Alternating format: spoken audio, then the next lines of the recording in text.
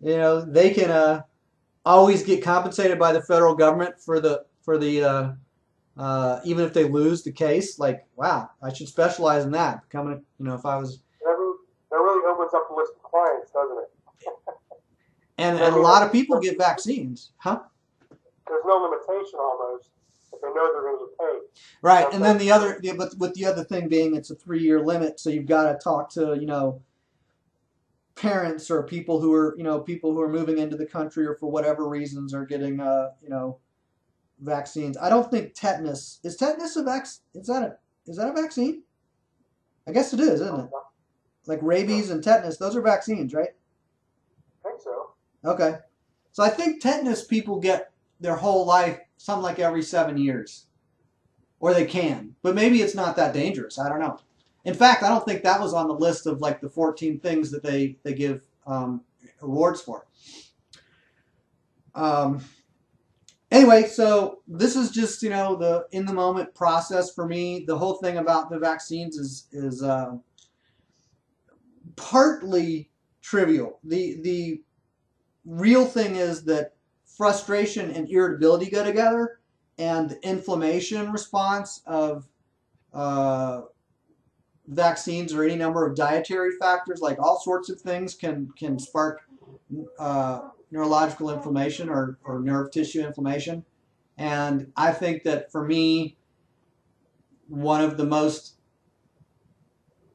notable things that's happened in the last year or two is me, well, especially in the last several months, um, with my wife being successful in her um, revenue production of her work.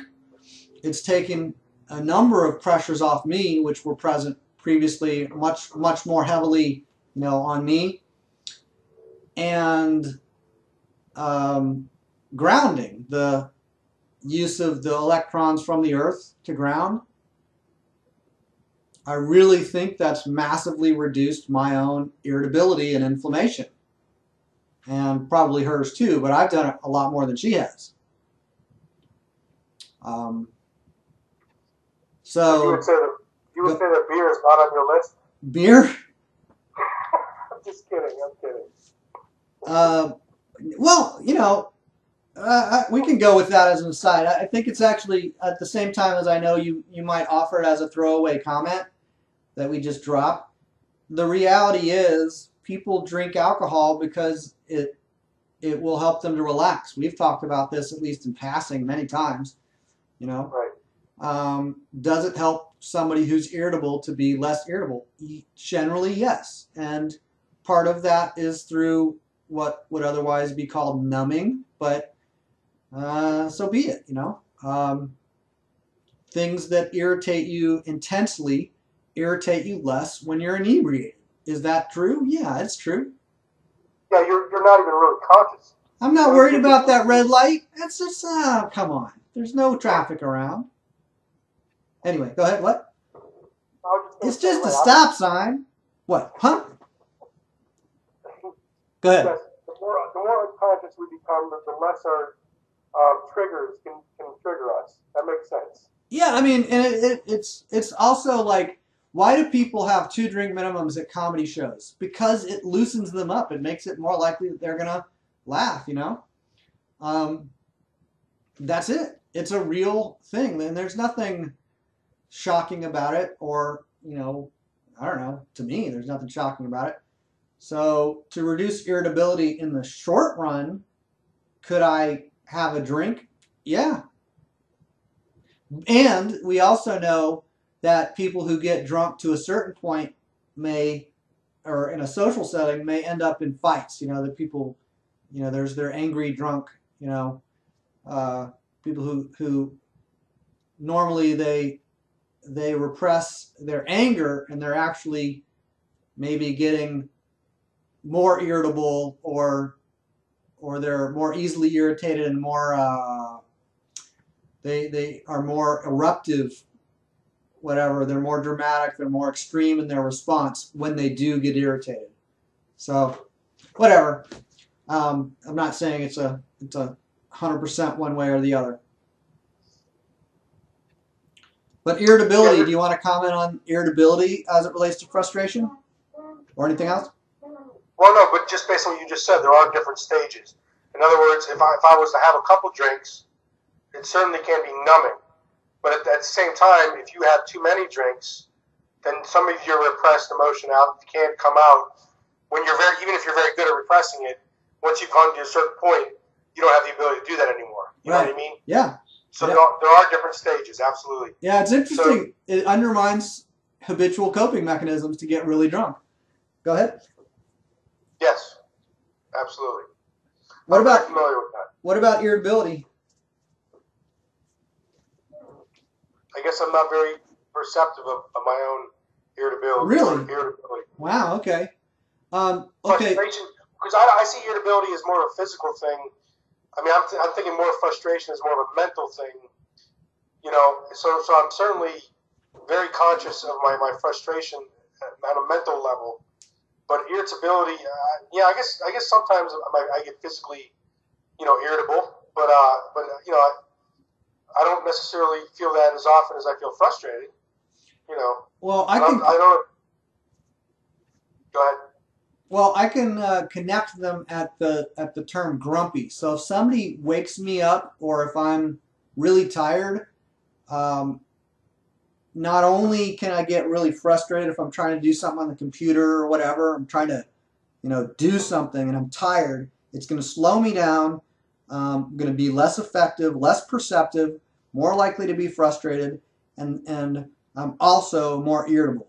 So it's basically, as I've mentioned before, an exhaustion state. Irritability is related to exhaustion. You know, I've had it up to here with you kids, right? Right. So then, basically, we can be so habitually frustrated that it can turn into irritability. Is that what you're saying? Well, I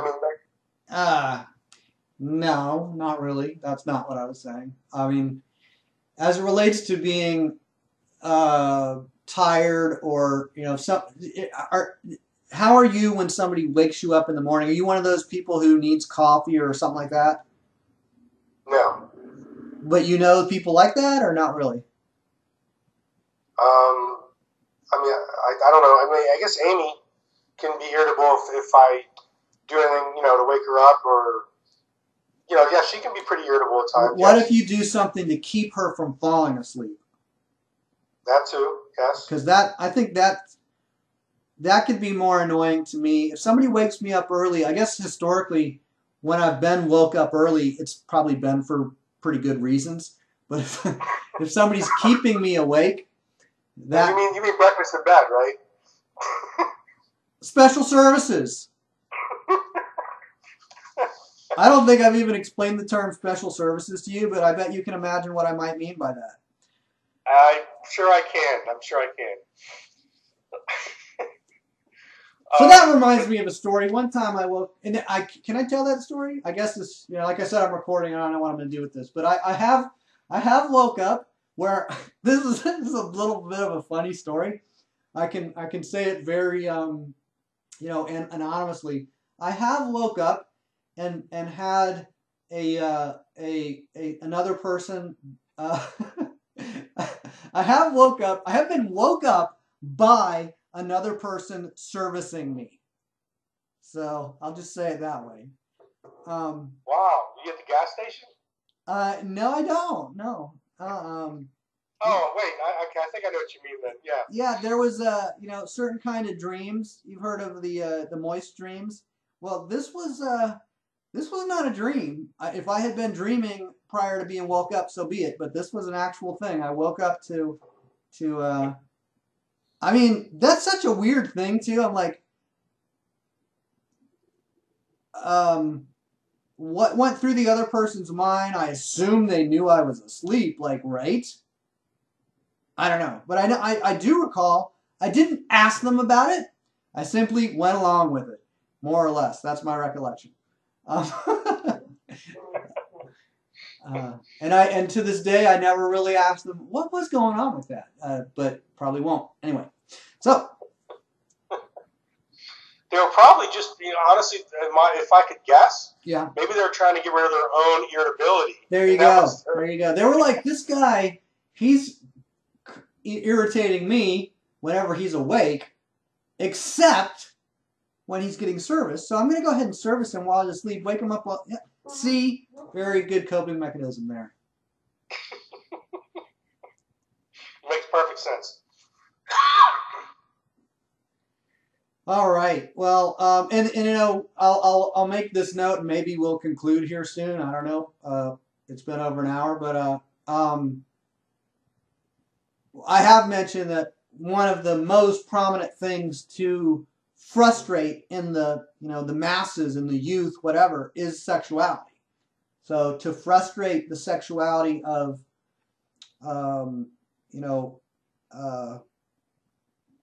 teenagers or whatever, that's just like super normal in so many cultures. That's what happens, is that even to call people selfish or whatever, that's a normal thing that people get like conditioned with. Your interests, your desires are dangerous, and certainly they may be, right? Curiosity can get you bit by a poisonous snake or whatever. So there's a stage of development at which it is appropriate to have, some expert with you whenever you blank, whenever you explore such and such of a topic or a situation. Can I add something? Yeah. Yeah, I just want to say when you talk about sexuality and how that can lead to a lot of frustration, certainly for youth and teens, and certainly going further into adulthood. I think part of that has to do with, it's not really in our innate nature to be monogamous. I mean, that really isn't. That's kind of like become like a spiritual or religious thing, to where like we should all like find one person and settle down. But it really, if you take out the human imagination and all the different writings throughout the years, maybe human beings aren't necessarily built to be with one person. I mean, I don't know. I mean, I think that's possible. I don't know if you're aware of this, but my equipment only fit one person in my entire life. So it's my soulmate. Or my whole mate. Was it my whole mate or my soulmate? I just made up a whole new phrase. What? You got all these different songs and movies and writings, and especially like guilt and shame, written writings where they're all talking about like you should just find one person, settle down, be with this person. Love, that's what love is. Love is just like marriage and falling in love, but maybe there's more to sexuality than that, though. You know what I mean? And people might not explore it very much because they're at a young age they learn to repress it. I don't have any basic problem with monogamy as such. My concern would be, is somebody sexually fulfilled? And if they are through monogamy, then that's notable. And if they are not, whether it's through monogamy or any other practice or whatever, then this idea of fulfillment too, it's like it is a tricky thing. Lately I've listened to some audios where the idea was presented that desire, when pursued or when what you call entertained, tends to grow, and so we should restrict it. We shouldn't we should either restrict it or restrict our pursuit of desire, or actually abstain from pursuing desire, and like that spiritual denial kind of deny all my senses, deny all my desires, that kind of orientation, which can certainly, it's simple, it has a certain conceptual appeal to some people. It has to me at various times, where this idea of I'm going to be a perfect human, and that means I can't be disrupted by all these, chaotic impulses and unpredictable things, powerful things. But Go ahead. Yes, I mean, thank you for expounding on what I was saying. But yeah, you hit all the nails right on the head. I guess that's what I was speaking to. That obviously there's nothing fundamentally wrong about monogamy. But right, but if we're led to believe that that's the way we're supposed to be, and we're not fulfilled, Right. that can affect a lot of people's lives. You know Yeah, what I mean? it sets up a pressure of like, you should be monogamous, and if you're happy, cool. But if you're not happy, you still should be monogamous. And that isn't necessarily bad, from a cultural perspective, but from a personal perspective, I would prefer to be happy than monogamous, even if that meant being single. Oh my God, what if I was single? What if I didn't have sex with another person for, 2 years or 9 years? Well, that happened early in my life, if I'm not mistaken, and I survived. All right, but anyway, so the idea that sexuality is essential, or that sexual activity is essential, I don't think of that as realistic. I think that sexual frustration can be really, troubling, and the issue would be if somebody is stimulated sexually, like they're exposed to people, experiences, sounds, smells, sights, all the kinds of things that might be sexually stimulating, and with all that stimulation, they have no release of that, or no whatever, no activation. I'm not sure what word to use here, but no fulfillment. So they have all this arousal, but no fulfillment. That's frustrating. And it's not that they shouldn't be frustrated. It's not that they shouldn't be stimulated. It's not that they should, climax every time they're stimulated. Like, that's stupid. I don't climax every time I'm stimulated any. Are you serious? No. I would never get anything done. But You'd be an SA or something in that case, yeah. what? You'd be an SA, I said, if that was the case. An SA? Yeah. What's that? Sexaholics Anonymous. Oh, okay. I got it. All right. But yeah, I mean, it's frequent that this is kind of an interesting thing. I don't know if my wife will like me saying this, but it's not that big a deal to me, at least. I don't think it's that big a deal. So a lot of times she'll come home from work, typically, or wherever she's been, but often work, and I'll kiss her, and we'll kiss for like 6 seconds or 13 seconds. And she'll be like, "Oh, that's a really long kiss." I'm like, "Well, I kiss her a lot that long. To me, like, it's not that long. If we kiss for 20 seconds, is that super long? I don't know, is it? I guess anything after that, that little quick peck, okay, now we're done. I guess anything after that is, now we're kissing. I didn't just kiss you. Now we are kissing. And, yeah, like 6 seconds of kissing, is that enough to create a physical response of a certain kind in me? Maybe. So, with that note, no, every time I have some, arousal, I don't, act on it. But it's actually also been interesting to to explore teasing, and to be married and explore like teasing sexually, like to kiss for 15 seconds and then stop, and then 10 seconds later kiss again. Like, I'll do that, and I don't know that I've ever been so playful with my sexuality as I have been since I got married, which is, possibly correlated, not necessarily, but quite possibly correlated. It kind of makes sense. I'm more comfortable in the relationship, given that there's a marriage there, or I'm more comfortable in the relationship, and that's why we got married. However you want to frame it out. there's more comfort for me, including as it relates to sexual exploration, than maybe than ever before. Definitely some things I'm like, as far as being playful, I think that's the thing I will focus on for now, because I have to think about it. I don't know, what does it mean to be sexually adventurous or whatever? I don't even care. But to be sexually playful, that's interesting to me. Or just to be playful in general, I guess. But including in sexuality and in my marriage is really, I think, the most playful I've been. If I, to the best of my recollection, from one night stands to other relationships, I don't think I've ever been as playful. I mean, one of the things about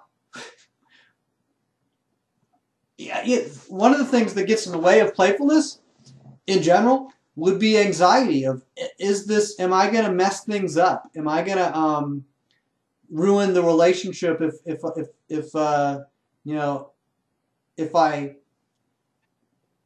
I try and experiment and it doesn't really, it's like I try something and say, do you like that? And somebody else says, no, not really. Well, if I'm always trying to prove myself, then I'm not being playful. Go ahead. So we can say that when we find our soulmate, that we have a certain level of comfort, and that might even lead to sexual experimentation and or marriage. So, it could go... Is that what you're trying to get to? Well, I am saying that it could, it doesn't really matter what the sequence is. If it's there, then it's, notable and, to me, valuable. Yeah. It's distinctive. It's not necessarily like, wow, this has, now altered fundamentally my entire experience of life or something like that. But it's even a relief, even a like, gosh, it's nice to not be as uptight, So I could imagine that celibacy or, abstinence, that could be also, there's just playfulness, there's relaxation. But if there's like that celibacy where I shouldn't ever get aroused, and nobody else should ever get aroused, and we should never, ever, ever, ever act on any arousal. That's got to be a physical tension, corresponding to that kind of a conceptual prohibition.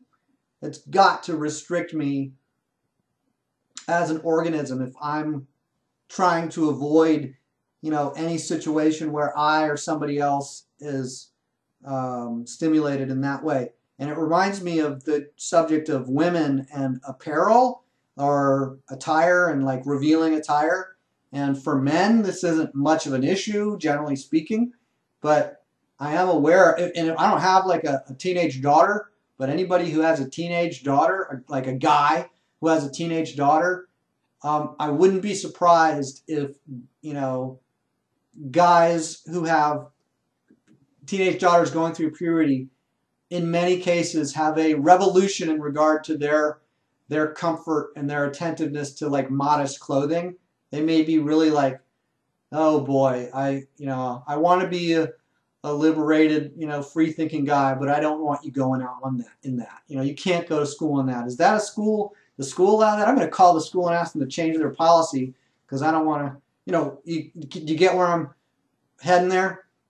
Yeah, your interest would shift with life circumstances. Yeah, sure. It can dramatically shift where like that dad mode is, whoa, whoa, whoa, whoa, whoa. We got a whole new situation here. Makeup? What? Or, again, the clothing thing is really, a big issue. What is it? Yoga pants? You know what I'm talking about? The really tight, I don't know. Yeah. In fact, there was a I don't know if it was a senator or somebody in Utah. I don't know if I remember it was a senator who it was. Yeah. Someone was trying to pass legislation to ban yoga pants. Did you see that? Yeah, I think so. And was it just to ban them in schools or to ban them in public settings or what? I think he wanted to ban them completely, like in that region. It was in Utah, but I don't remember who exactly the politician was. But might have been Hatch. I don't know. Hatch is one of the guys in Utah. Anyway, doesn't matter. Go ahead.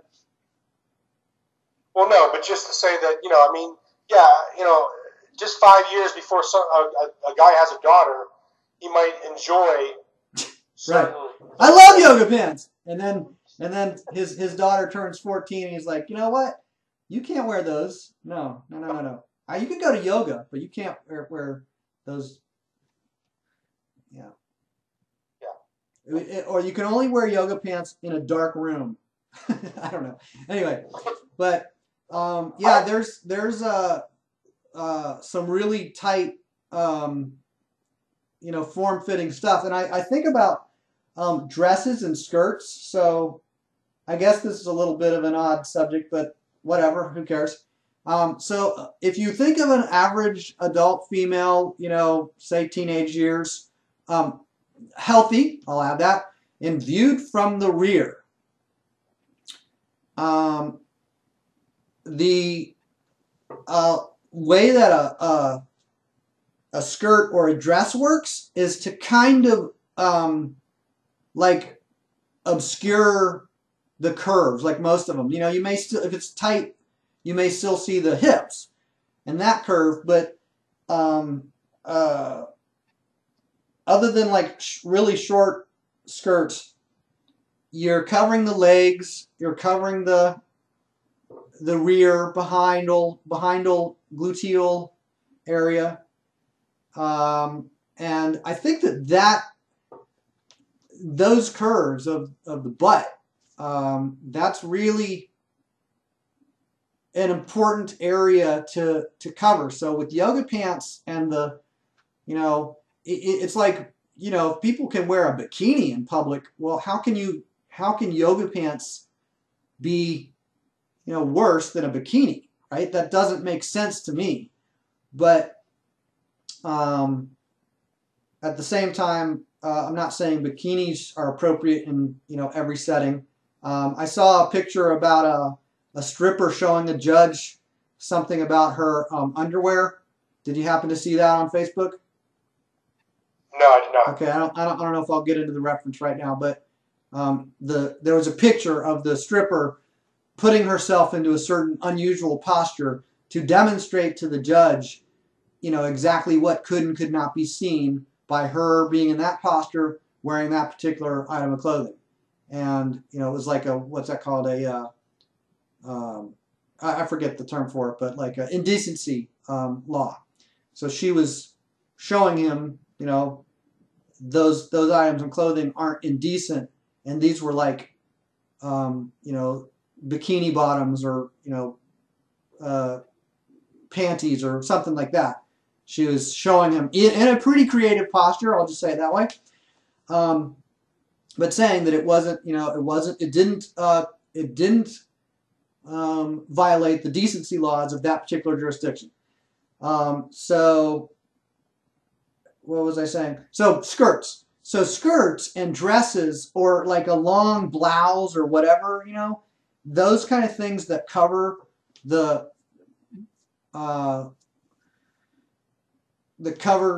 butt of a woman, those are popular like clothing items in some cultures and some places. And then you also have the revealing of that area, whether it's nudity or with form-fitting clothes, like even jeans, whatever. Like, you're aware that at certain places in the 1940s or whatever, at various times, a woman to wear slacks, okay. But slacks don't hug, they're not tight-fitting.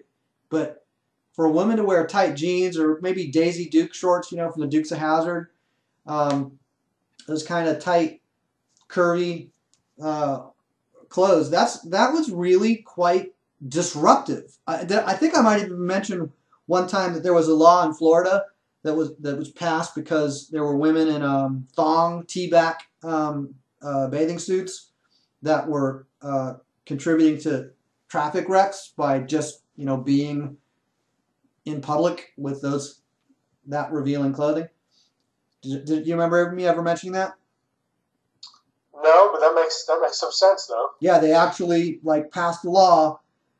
I believe this was in the 80s or something, that prohibited those people from being like roadside vendors in that attire. It's like, you know, you have the girls in the bikinis for the car wash. They're waving the signs, "Hey, come get a car wash."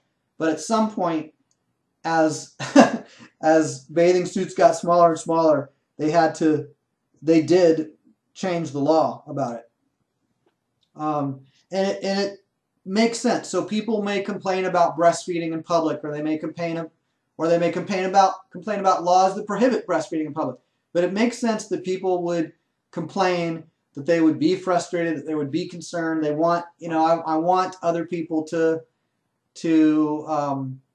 stop having the interests and responses they have. I want them to just, I want them to be penalized with criminal penalties, if they wear those kind of clothes, or if they, I don't know,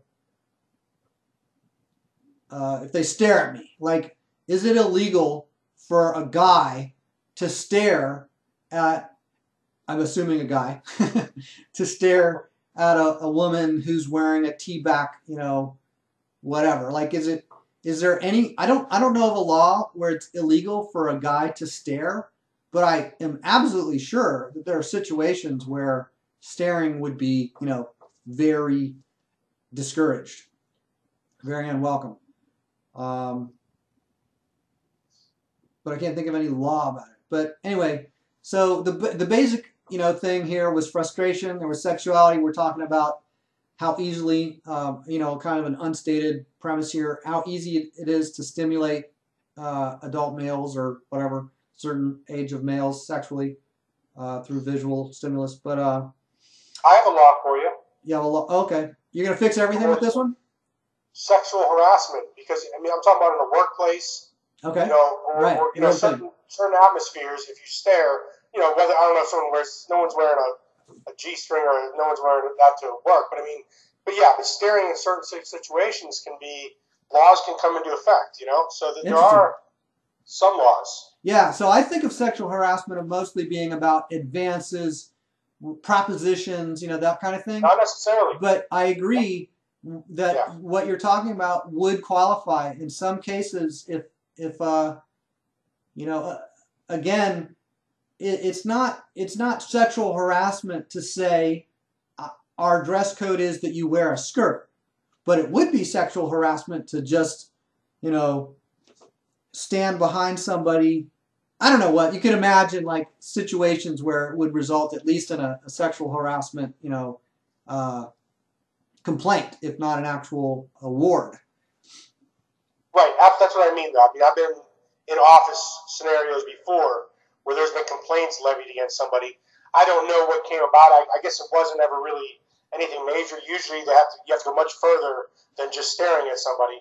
But yeah, if you make a female, usually is how it works, feel uncomfortable, there's certainly, that's borderline sexual harassment. If she's aware of the fact that you're checking her out, and she notices, and she doesn't want you to check her out, that could be harassment, Yeah, I don't know. I understand what you're saying. Yes, she could definitely report it. She could feel uncomfortable, and it would be awkward for everybody involved. It really is one of the things that is so rarely talked about in general culture is I guess sex in general, but also, sex in general is talked about, but something like, okay, imagine that you're a middle school student and you're around a bunch of similar age middle school students. You're a guy, middle school student, I guess I should say, and you're around a bunch of other middle school students. Some are female, and there are teachers. If I asked you, there are teachers around you. If I asked you, can you think of some of the most sexy teachers that you ever had? College, I don't know if you went to college, but throughout your entire experience in school, can't you think of somebody who was at least, you know, there were some, you had lots of female teachers, I'm sure, and some of them were like probably not at all what you would call sexy, or your whatever age you were at, they weren't on your radar as sexy. I'm actually like struggling now. I'm thinking, who would I think of as sexy? Like I think of this French teacher that I had that wasn't unsexy. You know, it's not that she was sexy. Think of a drama teacher I had, and again, not that she was necessarily sexy, but you know, she was like, she wasn't a total bitch. She wasn't like, oh God. There was a teacher that was known as Thunder Thighs at my high school, and like people who went to my high school at those years would know who. I don't remember the teacher's last name right this second, but my sister would know who. My sister went to the school a few years prior to me, but she would know the teacher known as Thunder Thighs. So, you know, some teachers aren't especially healthy, but I had a girlfriend who was a teacher. And I've known other teachers who I wish were my girlfriends. So there are some that are, you know, quite modest in how they dress, but you still are aware, even if that they're pretty. If I said, can't you acknowledge that you had some teachers that were prettier than others? Yeah. What does pretty mean for a pretty woman? Well, there's not a big gap between pretty, attractive, and sexy. Those aren't that far apart. Yeah, they're different, but for sure, sexy is different, but they're related.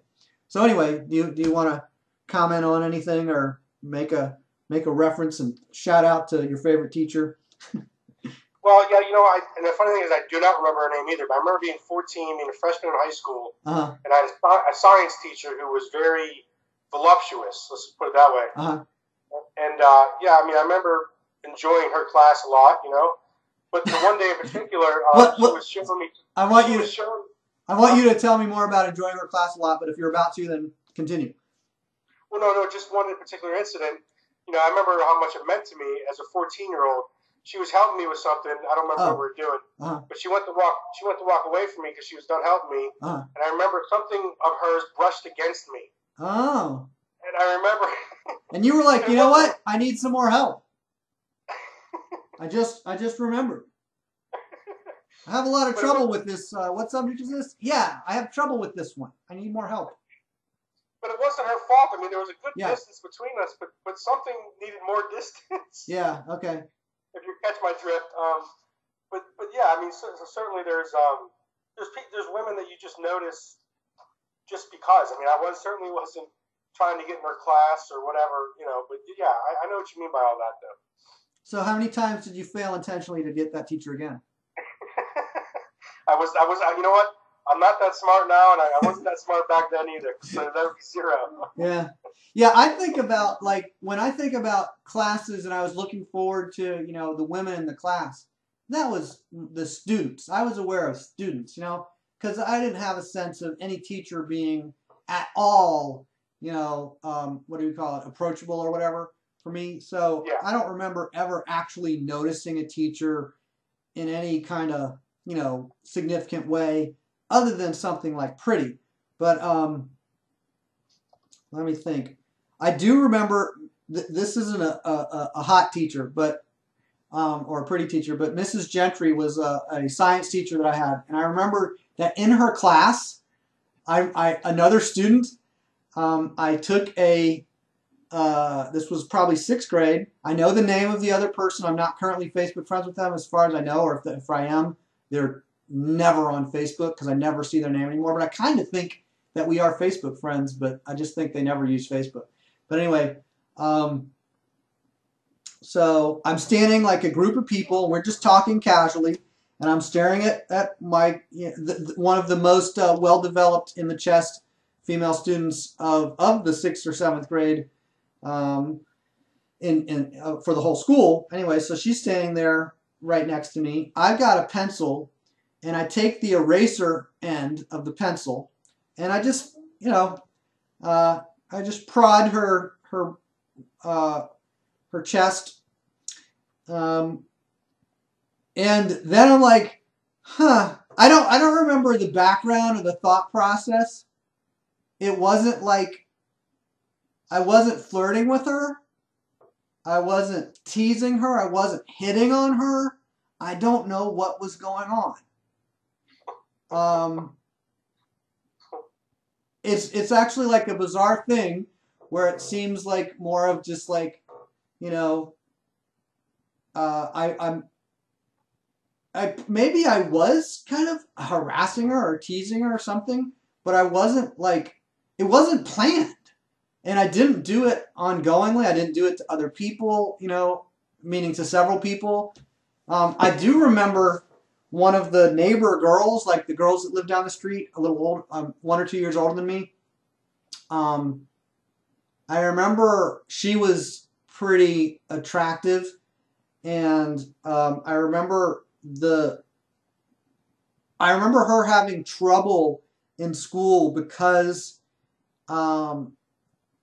she was getting groped, and you know, not once, not twice, but by certain people repeatedly, several people repeatedly, and that was an actual kind of a weird thing. So I was aware that, you know, I was aware of that. So that's a kind of a weird thing. And as a side note, I wasn't aware of that in general. She was apparently, you know, targeted as maybe she didn't have a boyfriend at school, or maybe she wasn't developed enough as a, you know, I don't know why it was that I'm aware of her. It's possible that it's because she was the only really hot girl like that lived right by me, or one of the hottest girls. Like as I say, the only hot girl. I think my friend, I could actually say the specific name of somebody. I could say her name too, but anyway, I had a good friend, and his older sister would like do what's it called, aerobics, and you know, yoga or something. She'd have her VHS tape, and she'd get in her leotard and do stretching and stuff. And he and I would play video games, and I probably lost a few. You know, it was like him against I video games. You know what I'm saying? One against the other. Right. And I probably lost a few video games because of his sister, but I didn't complain. I went back the next day and played video games again. And I don't know if she was aware of me, but you also know that there is a possible, you know, attraction for that woman to, or that young lady to do the things, and then see the 12-year-old looking at her and drooling or whatever, and you know, she may actually smile or wink or do it again a week later or whatever. You know, those aren't really that unusual things to me, and it's not that that's, I don't know what that is for her, but I remember for me, I remember like looking at like clothing ads like in the newspaper, like underwear ads for women. There would be underwear ads, and I'd seen all sorts of other stuff. But if I'm flipping through the newspaper or a magazine, but it's normally the newspaper in my case in the early 80s or whatever, late 70s, something like that, early 80s. So I'm flipping through the newspaper and I see the ads for, you know, J.C. Penney or whatever. And if they've got bathing suit or underwear ads, I might have spent more time on those ads than was appropriate given my actual shopping habits. I wasn't really interested in purchasing those items. Is that a shock? I don't know. That's pretty sick. But I enjoyed reading articles too, and a lot of times in those ads. Right. Like I was just reading the articles near the ads. I was reading the description. A lot of times, remember, they'd have like little descriptions sometimes, like right underneath. I wasn't looking at the pictures, I swear, Mom. I mean, right. JR. Right. And that's the other thing, right? So that you bring up the next thing is, it doesn't matter who's around. If my sister's across the table, my dad, my mom, or no one, does that matter as far as what ads I look at and how long? Yeah. Absolutely. Yeah, probably at some point, yeah. Right? At some point, no. But then I get responses from other people, and they say, "What are you doing?" Or they say, "Are you looking at the whatever." So there's that whole thing of like the natural. I remember watching Porky's. I snuck downstairs. We had a 2-story house. Snuck downstairs. Would watch HBO, and I'd flip it to ESPN. If I heard footsteps coming down the stairs, I'd flip it to ESPN. You and me both, buddy. What? We had the same picture. You and me both. We had the same situation in my house. I thought I was the only one who did that. Oh, okay, go ahead. Where me and my brother had the whole basement though, Uh-huh. and my mom and sister were up. They had the upstairs, so they were 2 floors away. So we had ample amount of time by the time somebody would get down there. So yeah, I mean there was a lot of switching going on. I can even recall the days of remember the Playboy channel, but they used to it would be like kind of distorted, but you could still catch them stuff in between. Right. No, I just really like lacrosse. What's the name of the thing where you take on the ice, you have this ball and then you push it with the other thing? Remember that sport? Oh, yeah, that's me neither. But anyway. What's that called? I don't know, but they would have like reruns of a Division II basketball game that I'd already seen twice, and I'm watching it again. But you know how HBO is; they'll show the same movies a few days later. So if they just happen to line up, that's not my fault. But seriously, like lacrosse or field hockey, I guess, whatever. But I didn't watch a lot of that, but I would never have watched, or rowing or something. I would never have watched. I mean, seriously, rowing? I would never have watched ESPN cover rowing if it wasn't for me flipping from an R-rated movie on HBO really quick, or Cinemax. Remember when Cinemax would have like the free weekend? Yeah. Oh yeah. Okay, let's move on. So, anyway, as I was saying, sexuality is very unusual. I don't know why so many people talk about sexual frustrations, because I personally don't experience. Have you ever experienced any sexual feelings, Daniel? No, I'm asexual. Actually, I have a medical condition. You have a medical condition? I thought asexual was normal, and the people that are heterosexual are the ones with the problem. Well, what happened was, I was so small as a baby that the doctor actually cut the whole damn thing off. So, yeah, it's unfortunate. But yeah, I think at some point I must have experienced some sexual frustration, yes. Really? Huh. Maybe every day of my life, I don't know. Okay, all right, okay. Well, judging, whenever I see somebody say fucking gay people, by which I mean Robert. Do you know who I mean when I say Robert? No. Okay. Vernon's son. Oh, him. Yes, yeah. yes.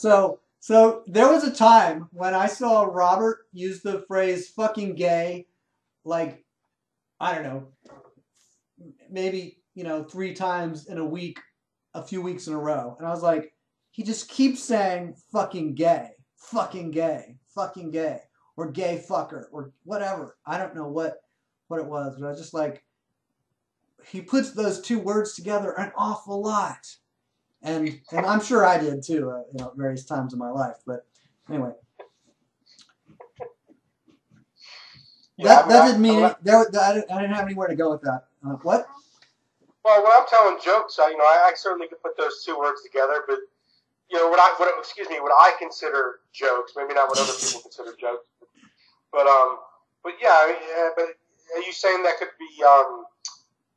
be a sign of sexual frustration? Well, when people say fuck a lot, okay, the word fuck, or fucking,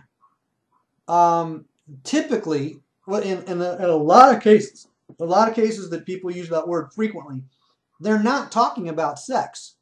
So why are they using that word? I think it's a really, kind of notable thing that implies that the repression around sexuality and the repression around, anal retentiveness and poop and feces. That's why shit is a bad word. And if somebody says crap, people don't think they're talking about feces. They don't think you're talking about defecation or using the restroom. You say, oh, I hit my toe. Crap. It's like, oh, I hit my toe. Jesus. Is there repression about religion? I don't know, but I yesterday, I don't remember why, but I remember yesterday I said Jesus, and I don't know why. It's like just I hit myself, like I stubbed my toe or whatever. It's Jesus.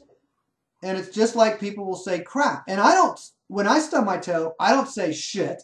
I don't say cock in the mouth. I say Jesus, typically. So, I don't know if there's a connection between all those things, but it is interesting, though. There's like that repression thing of like, I think more, if somebody's afraid, then they'll say Jesus. Like, Jesus! Like I'm scared. And if I'm scared, I could say fuck. Oh, fuck! Right? But fuck typically is more of an expression of anger or frustration. Why? Maybe because it's related to sex. I don't know. You do the math. What are your comments, fucker? Right in the pussy. Ah! No, did you ever see those clips though? Kevin Hart? What? Huh? Kevin Hart? I don't know. It's some white guy. It's does those those are fake like news reports, and he says "fuck her right in the pussy." You ever see those? Oh, the guy who's doing. Is it a fake news report? I thought those were a real guy. There was a real live news broadcast, and the guy is getting interviewed comes up from behind and says "fuck her right in the pussy," or in the middle of an interview says "fuck her right in the pussy." I think the first initial one was, but then he kind of like he did it like fake a few times after that. You know what I mean? Huh. But no, I mean I guess you could relate humor that uses the word fuck to sexual. You could hypothetically. Yeah, you could. Is that right every time? Probably not. Right. But maybe there's some accurate. There's some. There is a good possibility that a lot of the times it could be that though. You know what I mean? Well, I'm saying they're not directly related usually. It's not that I'm not mad about sex when I slam the phone and say fuck because I found out that my attorney it raised their rates or whatever, but or is moving away and I got to find a new one, and I just but it's frustration. And if there's repressed frustration about sexuality, then when I'm frustrated about anything else, fuck is what, would be expected for somebody to say. And then there's the time when people just say fuck in a casual conversation. I don't give a fuck what you think. They're not, they're fucking around. They're not frustrated. So that's different. They're actually, kind of, you could say rebelling, but they're just relaxing. They're just fucking letting off steam, right? That's not frustrated fuck. And you fucking doing that again, right? And that yelling, abusive, rage kind of sexual frustration rage guy or girl, and there's potty mouthed women for sure, some of whom are quite angry. But I think the typical thing with women is they're going to, be passive aggressive. They're going to say asshole instead of fuck. But why is asshole, I don't know if asshole is really, when somebody says asshole, I don't think of that as a sexual reference like fuck. But it's like shit. Well, I mean, it's like when I think I'm just processing through this right now. So when somebody's really scared, like you pick up, I don't know if you ever picked up like a rabbit or something or a frog or something that's really scared, but what do? They shit on you, or they piss on you. That's like a normal response. So I think that the issue is it's so shocking, startling, surprising, and scary that the anal retentiveness lets go and you shit, you pee, your asshole is showing, and because, you're, I don't know what. Anyway, I don't really know how the hell did the word asshole come to be? Because there's a difference between being a jackass or a donkey, and that whole reference to being stubborn and asshole. Maybe that is where it's from, though. Anal retentiveness combined with a donkey stubbornness. That's what asshole comes from. Go ahead. I think you just figured the whole thing out in these last couple minutes. That's impressive. Fucker. But I do think in the gay community they kind of use asshole the same as the word fuck almost. You know what I mean? I don't know what you. I mean, I know what you mean, but I don't have a lot of token gay friends like you. Oh, they're not token, buddy. No, oh, okay. Maybe that's why I'm so repressed. I think I'm actually gay, and nobody knows it. My one friend that you know of that had his lifestyle experiment with going gay. I knew him long before he was actively gay, and he isn't anymore. And it wasn't even all that long that went on, a few months, I guess. But yeah, I don't know. There's been a lot of people that I thought, is that person gay? I'm not sure. Guys, I mean, but mostly guys. But anyway, yeah, I don't know. Were you being serious though? Do you think that people in the gay community use the word asshole in a sexual reference? You were joking, right? That was a bad joke. Yes. That was a joke. Yes. Okay. But certainly different cultures. Your subcultures. Your soldiers. Your Marines. Your Navy. Your soldiers. Yeah. Your potty mouth soldiers. Your seamen. Seamen. Right. When the semen are kind of just flowing right down the, spilling out of the, Strait of Gibraltar. They're just spilling right off of the boat. What? The Strait of Gibraltar? Anyway, go ahead. No, they're just. Never mind. They're disembarking from the naval vessel. What? They're going through the Panama Canal, No. When they're going on shore, right? They're debarking onto the shore, or embarking, or whatever. They're barking onto the shore so they can go. What's that called? Get their kicks. Anyway, so yeah, one of the groups of people that have like this famous, sexual repression / sexual explosion is sailors. They're out at sea for 6 weeks or 3 months or whatever. They come into port for a week, and boy, they fuck a lot of pussy. And anyway, so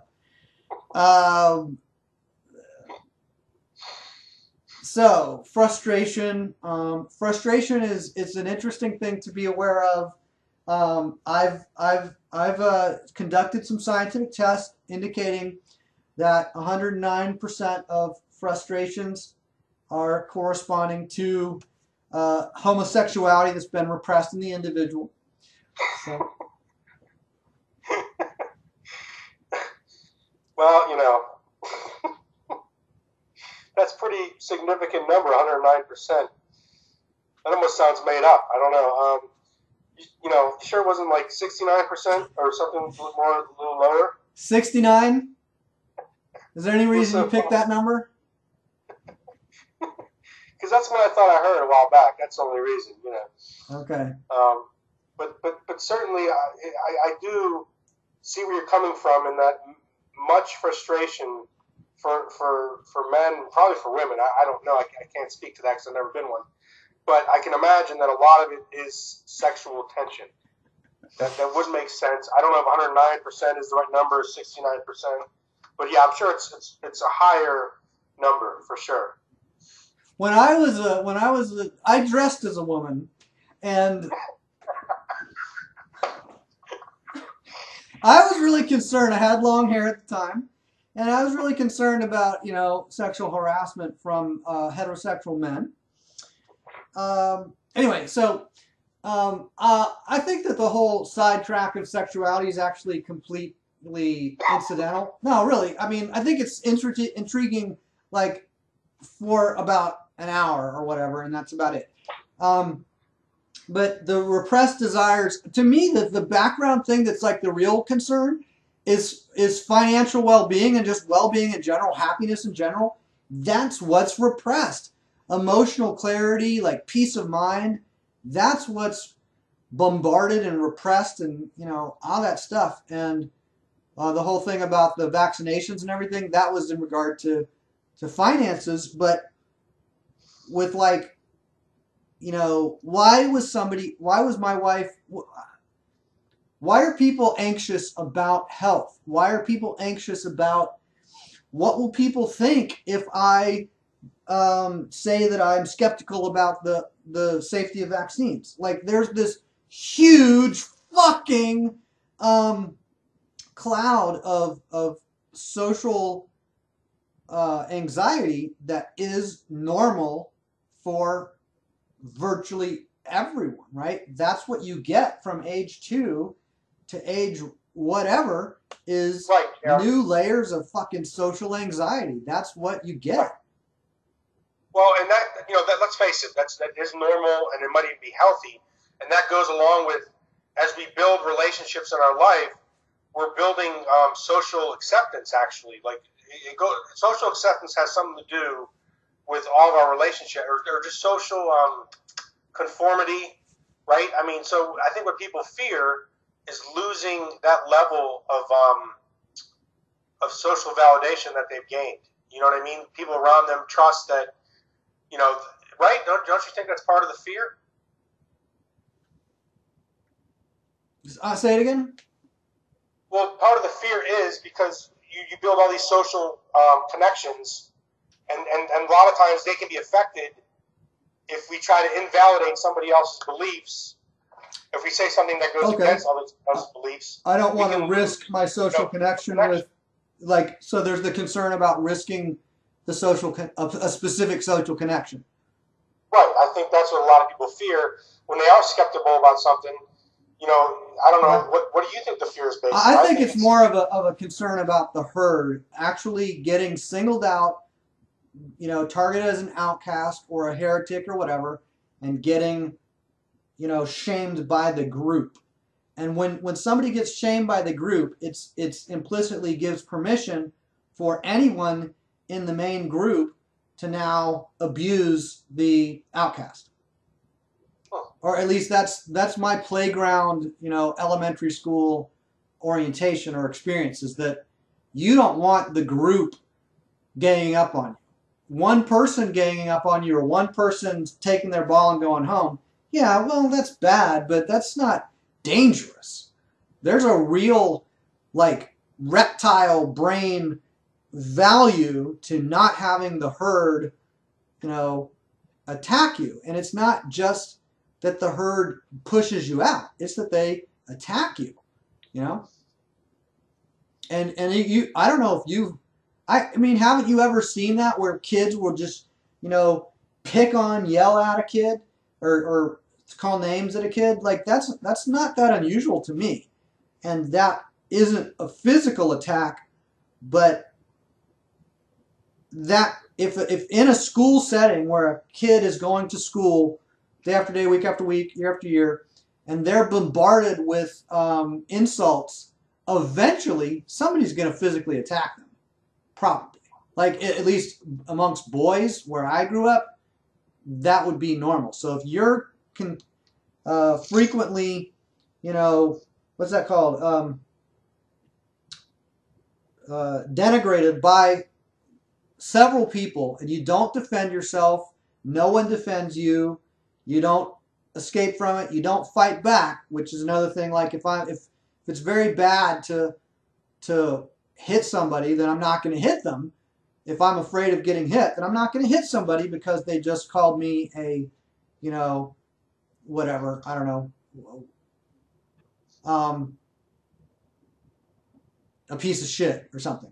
But in an elementary school, piece of shit isn't a typical, put down or whatever. But as time goes on, people will be exposed to derogatory statements, and there is a kind of a, there's the people who are most likely to be the I don't know about bullies, but we'll go with that word. So there are people who are most likely to do the bullying, and then there are people who are most likely to be the bullied, the ones bullied.